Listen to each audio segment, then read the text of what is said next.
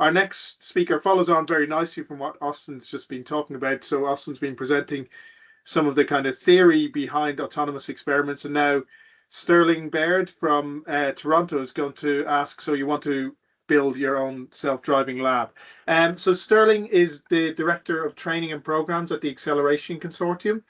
And there he develops AI and automation for staff scientists and the broader community, covering everything from Bayesian optimization and workflow orchestration to Internet of Things communication and vision-enabled robotics. Sterling got his BSc in Applied Physics and an MSc in Mechanical Engineering from Brigham Young University, and then did a PhD at the University of Utah as a George B. McKenna Graduate Fellow. He's authored numerous peer-reviewed publications, and I think makes a big contribution to the open source materials informatics code community. He's passionate about data-driven materials, self-driving laboratories, and lowering barriers to state-of-the-art research. So with that, I will hand across to Sterling. Thanks for the introduction, and also Austin. It's a topic close to my heart. Austin talked a lot about the kind of the brain behind these types of systems, the decision making. In this talk, I'll cover a little bit of that, but also, how do you look at the nervous system, the skeleton, the structure of building these closed loop discovery systems.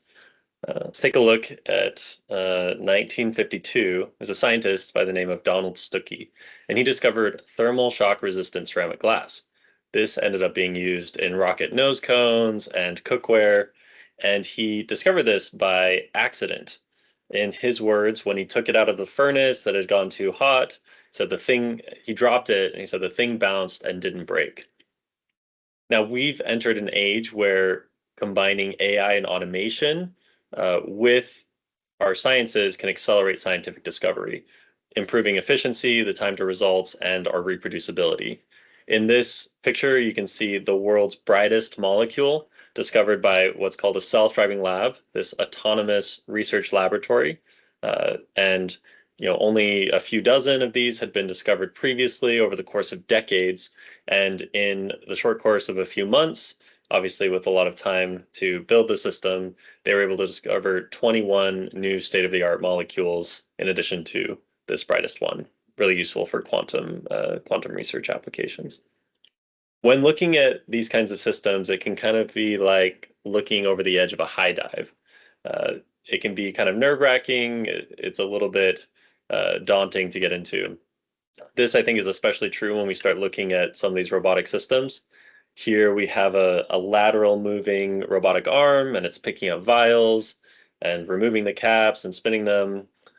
We'll also get into systems that are inline flow-based characterization. So you need really high pressures. Other times you'll deal with 6-axis robotic arms, so you're picking things up, moving them around. If you take a look at some of these fume hoods, try to count the number of vials, pumps, tubing there. And we'll also get into this idea of, like mobile robot chemist doing what a human would do in the laboratory. Perhaps my favorite example does come from the UK. We have a dual-armed robot unscrewing vials, passing it off to a 6-axis arm on wheels, which transports this over to an X-ray diffraction machine. This is highly sped up, by the way. We get there, the robot calibrates, opens one door, opens another door, calibrates its position again, grabs the samples, places it in, and we must not forget that we have to close the doors. So we'll calibrate, grab one door, grab the other door, and we're ready to go. In this talk, I'll cover 3 things. First is the tools, the hardware, the software, and something I'll refer to as middle paths. Talk a little bit about the materials involved in these systems and the ecosystem. So this gets into personnel and infrastructure and training, things like that. So first, the tools. This will look similar to some of the slides Austin shared. A self-driving lab closes the loop of scientific discovery. You initialize some campaign, you follow this design, make, test cycle, carry this out a loop until you reach some stopping condition. I'll add to that list of stopping conditions that also might be that you graduate from your program as the conclusion of a campaign. And these systems combine AI and automation. The point of AI in these is to maximize the value of individual experiments. So this looks like reducing the number of required experiments, choosing experiments with the largest amount of information. Often we're predicting properties and quantifying uncertainty here. With automation, it's kind of the flip side. It's about minimizing the burden of individual experiments. So here we're reducing tedious manual steps, we're increasing reliability, replicability, we're increasing our speed and throughput for these systems. Now, fully self-driving labs are ones that can perform many iterations without human intervention. So if we look at these two axes, automation and AI, what we're headed to, and the goal as a community, is to get to full workflows that can be run over multiple iterations. It's level 4 of self-driving labs. We can look at this a little bit differently. Let's take these different categories: synthesis, characterization, transfer of samples, and experiment planning. If we assign emoji to each of those and we say, if there's manual intervention, it's this X emoji. In the fully manual case, we have all X's. In the fully autonomous case, we have all the emoji and kind of everything in between. So we can take a little bit of a different look at that. I'll start talking about some of the design principles, the philosophies that go into building systems like these. First is talking about reliability versus flexibility. So on the far left, you have something integrated, it's really robust. On the far right, you have something very flexible. You can do a range of experiments manually. Somewhere in between, you get like modularity, flexibility, reconfigurability, thinking about how you'll take these parts and adapt them into new systems. I talked a little bit about middle paths. Here's an example of one. Take on one extreme, completely hard-coded paths. You just specify the exact path that a robot should take. On the flip side, you have it's like general purpose computer vision algorithm. It can recognize, oh, that's a glass beaker. I know exactly where to pick it up from. Somewhere in between, you can use what's called a fiducial marker. It's kind of like a QR code, but it goes beyond that.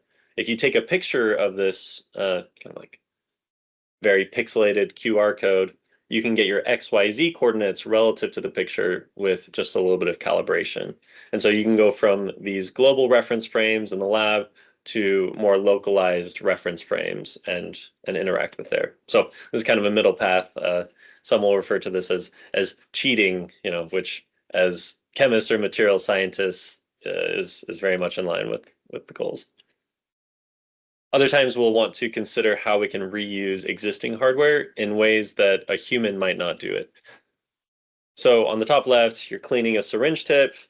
You could get a robot to do the same thing, or let's say you have a sponge and you take your syringe and you helically kind of drill it in and pull it back out with a gantry system. From a physics perspective, it's seeing a pretty similar kind of set of forces on there to do the cleaning. On the bottom, we're looking at liquid pouring and mixing. You could get a robot arm to pick up a beaker and pour it, but you could also have, say, a pump that has forward and reverse and kind of rapidly change those cycles to agitate the liquid. Frugal twins are this idea of it's like a digital twin, but instead it's about cost instead of a simulation. So we have these low-cost counterparts to high-cost systems. On the top, you can see this material science track. You can go from something that's a toy demo, maybe you're mixing some like colored sands, moving up to something like chocolate that's a proxy for metallurgy, all the way up to a 3D printed alloy discovery system. On the bottom, same thing. You can go from toy example all the way up to kind of full chemistry workup and characterization settings. Here we have an example of a frugal twin. Okay,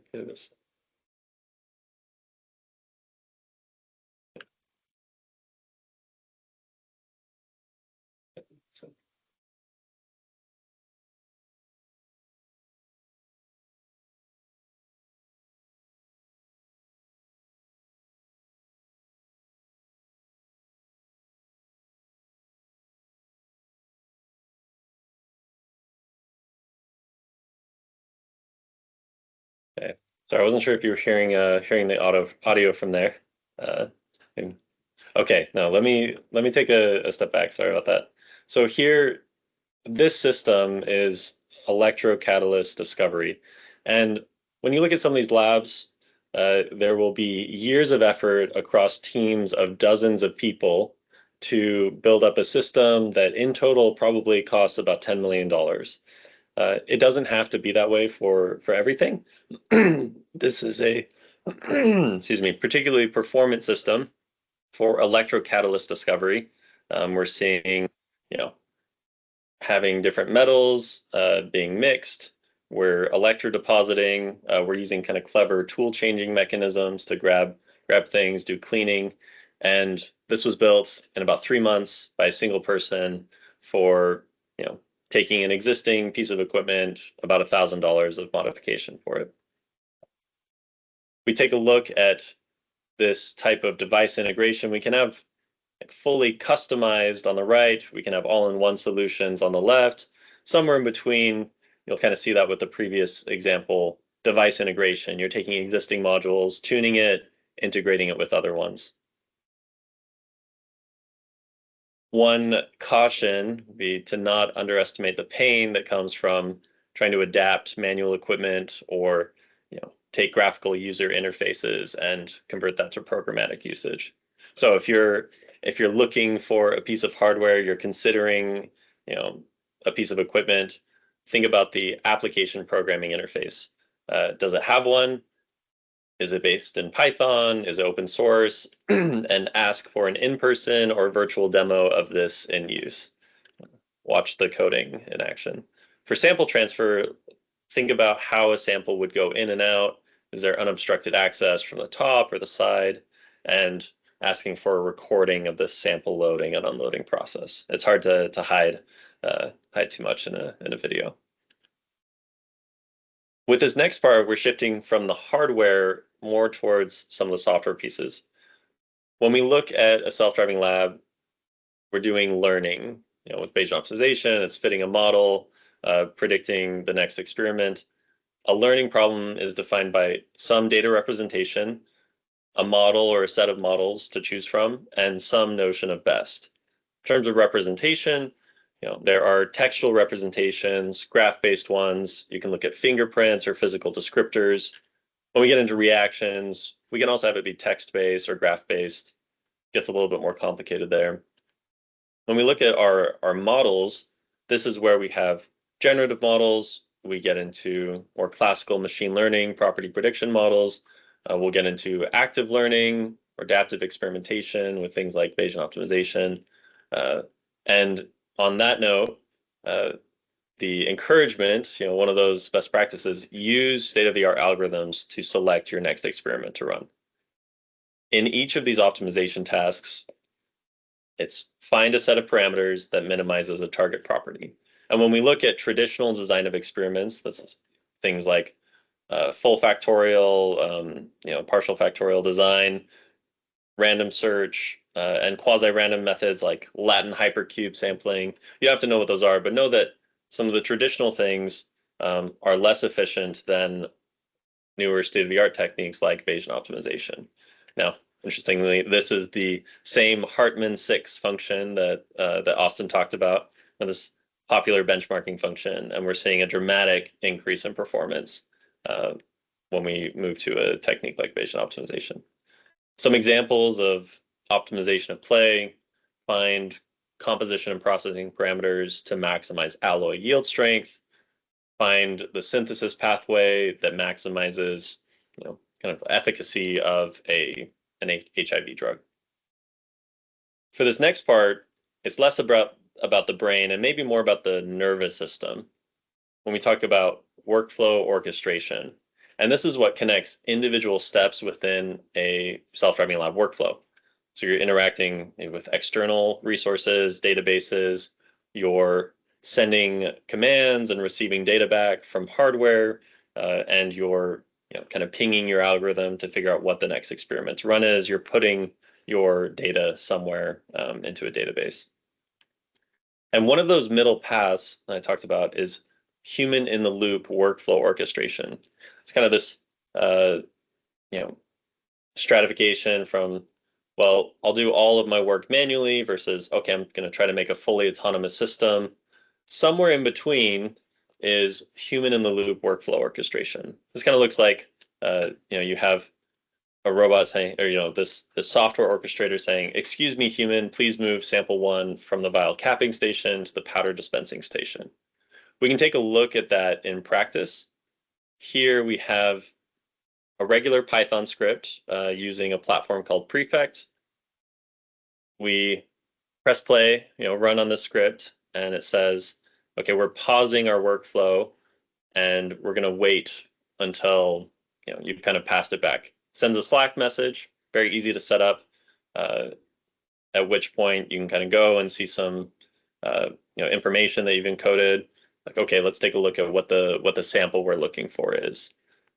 Okay, we're taking it from this particular station, the vial capping station, into the powder dispensing machine. And if we click on this workflow run, we'll pull up this interface.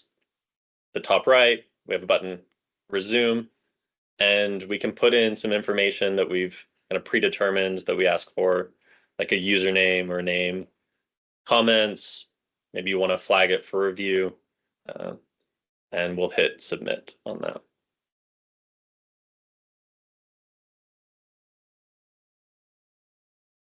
Now, given a second, we'll notice the status has changed to completed,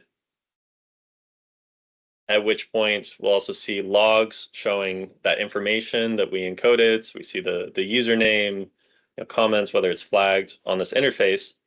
And if we go back to our Python script that was running, we'll also see that same information being triggered here. So we have this nice interface between a regular Python script running, integration with a tool that people often use, Slack, and a graphical representation of it that all comes together in a single system. Next, we'll talk a little bit about the materials.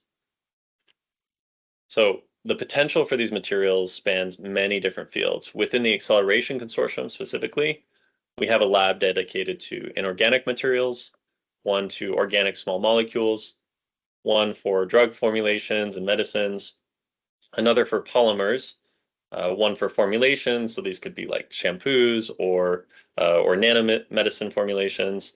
One for, it's called human organ mimicry, in other words, artificial organ development, as well as a lab focused on scaling up from, say, gram scale synthesis to kilogram scale synthesis. We can say the possibilities are infinite. There's a lot I could talk about, but I encourage you to look more into the Acceleration Consortium on their website to find out about some of the specific applications here. Next, talk about the ecosystem. Building a self-driving lab can be a little bit like playing Mario Kart. You have your rider that you choose, and you pick out a cart, and based on that configuration, you have a set of kind of skills or properties, so speed or handling, acceleration. And if you look here, I'll pose the question, would you rather hire Mario, Baby Peach, or Bowser? Of course, neglecting child labor laws and anger management issues. You've got Mario on the left, very well-rounded. In the middle, you have Peach, great handling. Bowser, can really pick up the speed. And when you're building a lab like this, there's this question: what kind of team do you hire? What kind of skills are required for you to participate in this? If we look at kind of our own profiles, we might have a lot of expertise in physical sciences, maybe less in robotics. Maybe we have a bit in data science, software development, engineering. It's a really interdisciplinary set of skills required. And there needs to be someone or something to glue these skill sets together. It can be like speaking a different language sometimes. Bonjour versus konnichiwa. When you talk, you have a chemist and a roboticist talking to each other. Phrased another way, imagine taking the dot product between each of these. The magnitude would be low, right? So this kind of cross-disciplinary communication requires shared vocabulary and conceptual understanding of how things work together. Let's take the chemist. The chemist is talking to a probabilistic data scientist, says, okay, an aryl halide is an aromatic compound where one or more of these hydrogen atoms in a particular ring are replaced by halogen atoms. Well, if the definition doesn't help you, here's a formula for it. And if that doesn't work, the visualization should make it very clear. At this point, the data scientists may be scratching their head a bit. We flip that a little bit. We have data scientists saying, a posterior distribution is this conditional probability that updates prior probability with information from the likelihood using something called Bayes' rule. That doesn't help. Here's an equation for it. And if it's still unclear, this visualization should just make it crystal clear. And so we see, kind of this gap and the need to meet people where they're at. So if you look at a formula like this is something that, you could kind of tie back to common understanding. If you have a visualization like this, again, you're meeting people where they're at. And notice we're tying the text-based definition with the formula, with the visualization, kind of across the board to help with that understanding. We can do the same thing here. We're defining, okay, here's our objective function, the thing we're trying to optimize, our observation location, the value that we're measuring, and once again, connecting that text, equation, and visualization across the board on each of these. I'll talk a bit about some of the micro courses that we've developed at the Acceleration Consortium that cover topics from kind of hello world, what are, it's kind of an introduction to building a self-driving lab, deeper dives into data science topics, robotics, and software development, and finally having a capstone or design project at the end. In the Hello World course, it's about designing and building a small self-driving lab demo from scratch. And at its heart, there are three pieces. First, we have a microcontroller, a light sensor, and a set of red, green, and blue LEDs. And the task is to find a color, like our target color, as a function of the red, green, and blue power levels. So this, we have our red, green, and blue LEDs. We have this 8-channel spectrophotometer, and our microcontroller, sending commands and receiving data. So each of those LEDs will have some spectrum associated with them. We have some arbitrarily defined target spectrum we're looking for. We measure, we find the difference, and we ask this question, what method can I use to reach my target? We run this in a loop. You'll see the self-driving lab loop happening here.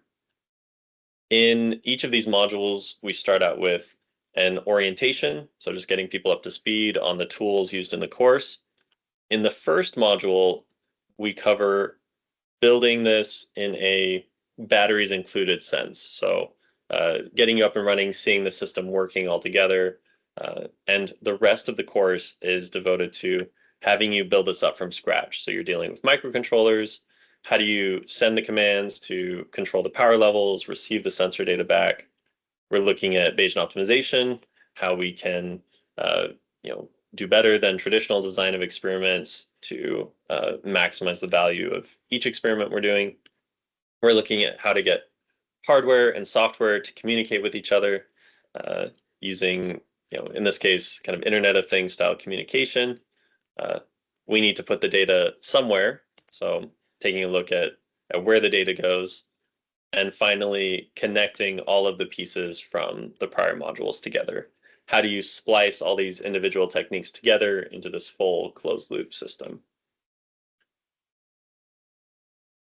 Next, I'll talk a little bit about the data science aspect, which goes pretty deep into advanced optimization concepts and topics. So here we have a set of modules that cover a range of topics. And to set the stage a little bit, and kind of as a, tip my hat to Austin a bit here, we have, for example, multi-fidelity optimization with this idea of, let's say a simulation and a corresponding experimental measurement. We have usually multiple objectives that are at play. We'll have often a mix of continuous and categorical variables. We'll deal with constraints like the sum of everything equals 1, high dimensions. In this case, we have an alloy data set with 23 unique elements, periodic elements represented in that.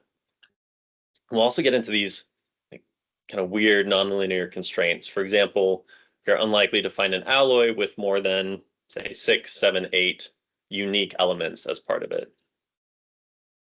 We take a look at all of these and we bring them together in, we go single versus multi-fidelity. Same for objectives, presence of categorical variables. Do we have particular constraints at play? Dimensionality, nonlinear constraints. And in the most basic case, vanilla Bayesian optimization, everything's on the left.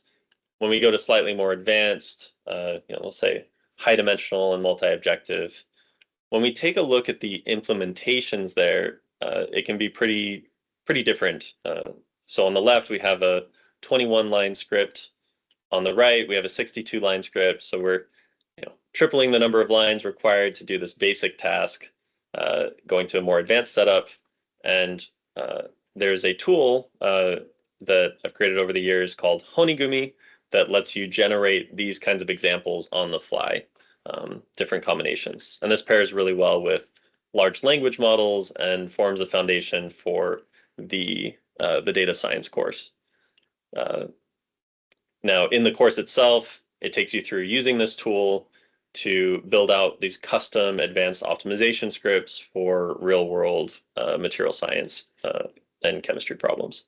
So in the single objective case, you're looking to maximize strength of a part as a function of geometry and printer settings. In a multi-objective case study, you're maximizing polymer strength and biodegradability based on the composition and the temperature involved. We get into batch optimization, so we're running batches of coatings and measuring the corrosion resistance, trying to find the best corrosion-resistant materials. We get into this idea of featurization. We have maybe physical properties or other descriptors we want to incorporate into our optimization algorithm. In this case, using like stiffness of these different phases of materials. We get into the idea of multitask optimization. So let's say we have two different systems that coat a ceramic membrane and we want to maximize the strength. We know that these two systems are going to be correlated with each other. How do we address that case? And then getting into this idea of benchmarking. How do we compare performance of multiple algorithms to help us choose which one will work best for us? Next, we get into robotics. With this one, we cover a range of topics. First would be just kind of pumps and pipettes. Here we can see a flow cell, essentially kind of a $300 flow cell with 4 different channels. And we're pumping through, taking some sensor data, and this will speed up, and you'll see we're running multiple iterations of this process.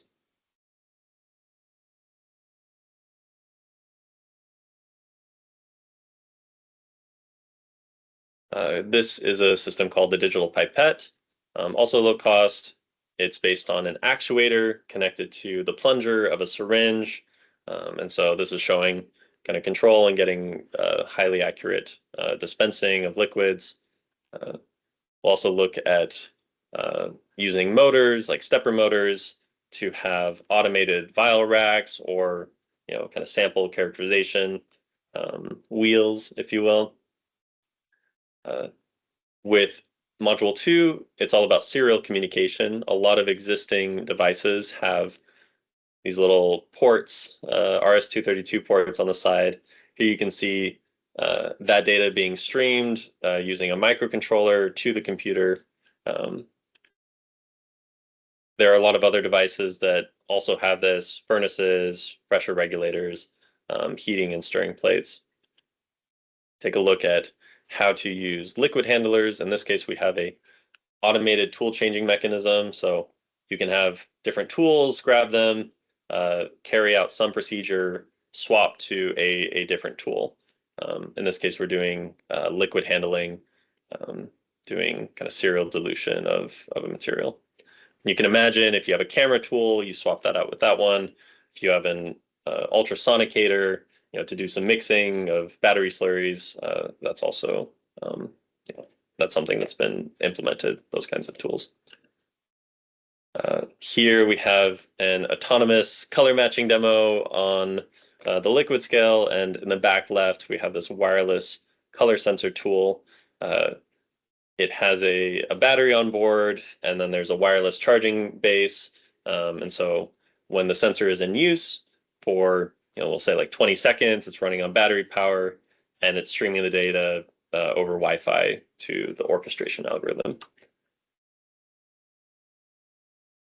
We also get into vision-enabled 6-axis robotics.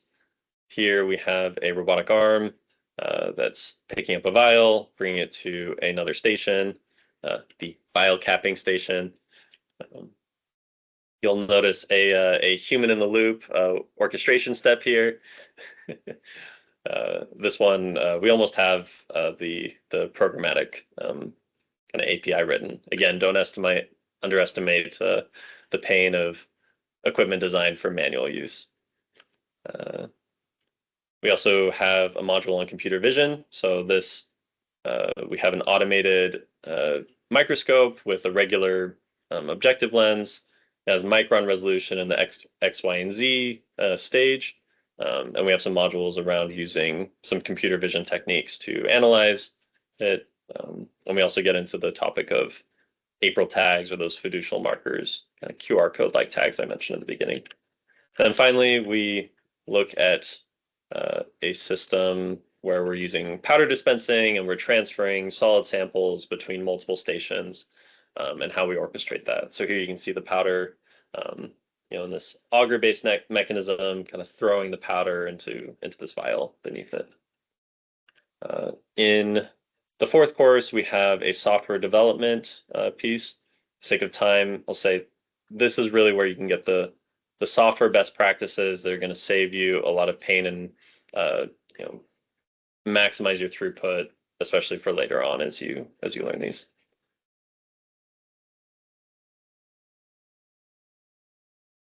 In the fifth course, this is in person.